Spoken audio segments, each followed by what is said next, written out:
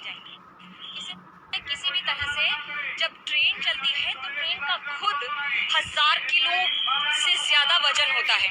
जब वो चले तो ट्रैक हिले नहीं किसी भी तरह से।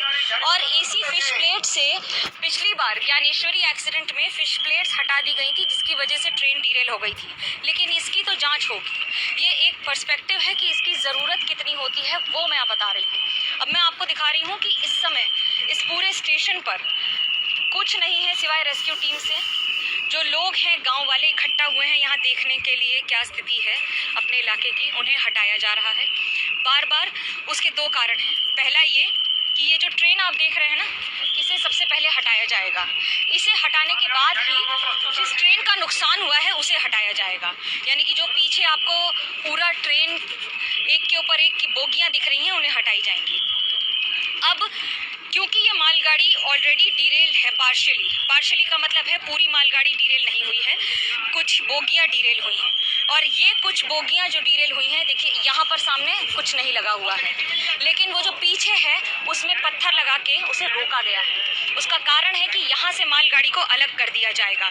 इसे अलग करने का सबसे महत्वपूर्ण कारण ये है कि जैसे ही अलग होगी कम से कम एक ट्रैक खुलेगा, और एक ट्रैक खुलने से जो दर्जनों ट्रेनें इस समय कैंसिल हुई हैं वो दोबारा चल सकेंगी। इसलिए क्योंकि जहाँ ये क्षति हुई है वहीं लाखों लोगों को दिक्कत हो रही है। ये देखिए ट्रेन हटी और ये हम लाइव तस्वीरें आपको दिखा रहे हैं कि किस तरह से ट्रैक को खाली किया जा रहा है।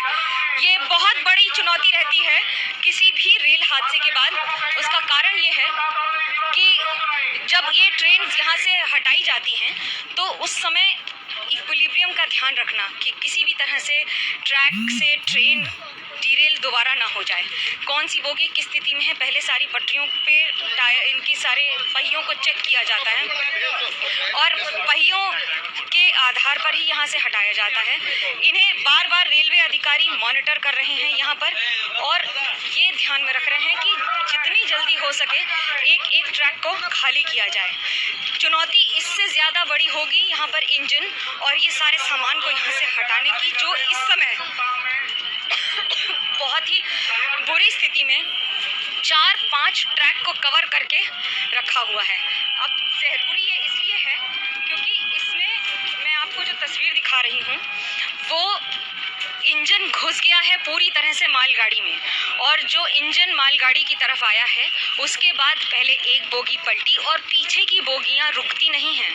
वो भी तो 100 किलोमीटर प्रति घंटे की रफ्तार से ज़्यादा की स्पीड से चल रही होती हैं और उसके साथ साथ परखच्चे उड़ाते हुए चली जाती हैं। अब मैं आपको एनडीआरएफ की टीम्स जो यहाँ काम कर रही हैं उनकी तस्वीर दिखा रही हूँ।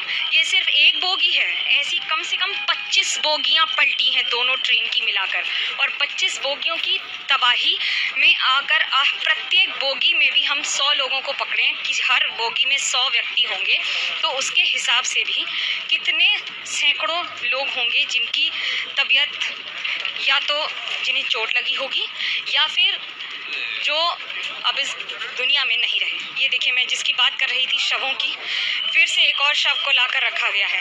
गिनती थम नहीं रही है, गिनना मुश्किल हो गया है। संवेदनशील होने के साथ साथ अधिकारियों को ये ध्यान रखना पड़ रहा है कि